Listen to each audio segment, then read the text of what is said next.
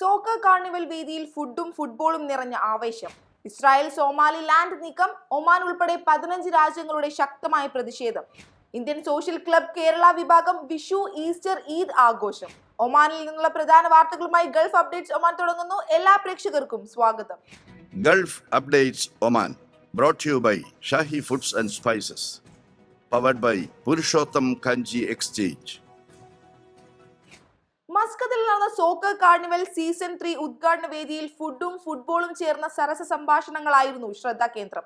നടൻ ലുക്കുമാൻ അവറാൻ, മുൻ ഇന്ത്യൻ ദേശീയ ഫുട്ബോൾ താരം സുശാന്ത് മാത്യു, നടി ഡയാന ഹമീദ്, കമന്റേറ്റർ റാഷിദ് കോട്ടക്കൽ എന്നിവർ പങ്കെടുത്ത സംവാദം സദസ്സിനെ ആവേശത്തിലാഴ്ത്തി. ഭക്ഷണത്തിൽ നിന്ന് തുടങ്ങിയ സംഭാഷണം ഫിഷ് ബിരിയാണി, മട്ടൻ തുടങ്ങിയ മലയാളികളുടെ ഇഷ്ട വിഭവങ്ങളിലേക്ക് നീങ്ങി.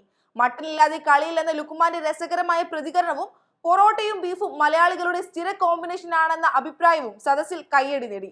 ഫുട്ബോളിലേക്ക് ചർച്ച തിരിഞ്ഞപ്പോൾ ISL ആദ്യ സീസണിൽ സുശാന്ത് മാത്യു നേടിയ അതിസുന്ദരമായ ഗോൾ വീണ്ടും ഓർമ്മയായി. ഇറ്റാലിയൻ പ്രതിരോധ താരം അലക്സാൻഡ്രോ നെസ്റ്റയെ മറികടന്ന് നേടിയ ആ ഗോൾ ജീവിതത്തിലെ ഏറ്റവും വിലപ്പെട്ട നിമിഷങ്ങളായിരുന്നുവെന്ന് സുശാന്ത് പറഞ്ഞു. സോഷ്യൽ മീഡിയയും ടൂർണമെന്റിന്റെ പ്രചാരണവും ആ ഗോളിന് വലിയ സ്വീകാര്യത നേടിക്കൊടുത്തതായും അദ്ദേഹം കൂട്ടിച്ചേർത്തു. റാഷിദ് കോട്ടക്കൽ വേദിയിൽ ലൈവായി ആ ഗോളിന്റെ കമന്ററി പുനരാവിഷ്കരിച്ചതോടെ സദസ്സ് വീണ്ടും ആവേശത്തിലായി. ഫുട്ബോളിനോടുള്ള തന്റെ ബാല്യകാല ബന്ധവും ഗോളിയായി കളിച്ചിരുന്ന അനുഭവങ്ങളും ലുക്കുമാൻ പങ്കുവച്ചു. പുതിയ തലമുറയെ കായിക രംഗത്തേക്ക് കൊണ്ടുവരേണ്ടതിന്റെ ആവശ്യകതയും പരിപാടിയിൽ ഊന്നി പറഞ്ഞു.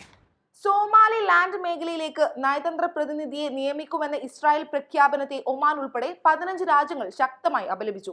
ഒമാനൊപ്പം Kuwait, Saudi Arabia, Egypt, Somalia, Sudan, Libya, Bangladesh, Algeria, ഫലസ്തീൻ, തുർക്കിയ, ഇന്തോനേഷ്യ, പാകിസ്ഥാൻ, മൗറിത്താനിയ, ജോർഡൻ എന്നീ രാജ്യങ്ങളാണ് പ്രതിഷേധവുമായി രംഗത്തെത്തിയത്.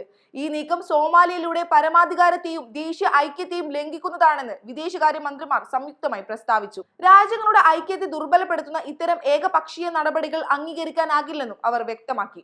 അന്താരാഷ്ട്ര നിയമത്തിന്റെ അടിസ്ഥാന തത്വങ്ങൾക്കും ഐക്യരാഷ്ട്രസഭാ ചാർട്ടറിനും ആഫ്രിക്കൻ യൂണിയന്റെ ഭരണഘടനയ്ക്കും വിരുദ്ധമായ നടപടിയാണിതെന്നും രാജ്യങ്ങൾ ചൂണ്ടിക്കാട്ടി.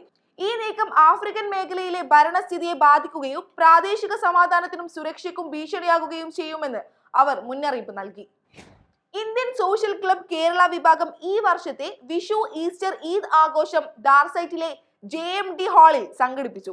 സുവർണ ജൂബിലി ആഘോഷങ്ങളുടെ ഭാഗമായാണ് പരിപാടി നടന്നത്. എഴുത്തുകാരി അമ്മു വള്ളിക്കാട്ട് ഉദ്ഘാടനം ചെയ്തു. വിവിധ കലാപരിപാടികളും അരങ്ങേറി. പ്രവാസ ജീവിതം അവസാനിപ്പിച്ച് നാട്ടിലേക്ക് മടങ്ങുന്ന സോന ശശിക്ക് ചടങ്ങിൽ ആദരവും നൽകി. ഗൾഫ് അപ്ഡേറ്റ്സ് ഒമാൻ പൂർണ്ണമാകുന്നു. പ്രവാസ ലോകത്തെ പുത്തൻ വാർത്തകൾ അറിയാൻ ഗൾഫ് മാധ്യമത്തിന്റെ സോഷ്യൽ മീഡിയ പ്ലാറ്റ്ഫോമുകൾ സന്ദർശിക്കാം. ഗൾഫ് അപ്ഡേറ്റ്സ് നിങ്ങളുടെ വാട്സാപ്പിൽ ലഭിക്കുന്നതിന് നിങ്ങളുടെ പേരും സ്ഥലവും 96201150 എന്ന നമ്പറിലേക്ക് വാട്സാപ്പ് മെസ്സേജ് അയക്കൂ. Gulf updates Oman brought to you by Shahi Foods and Spices, powered by Purushottam Kanji Exchange.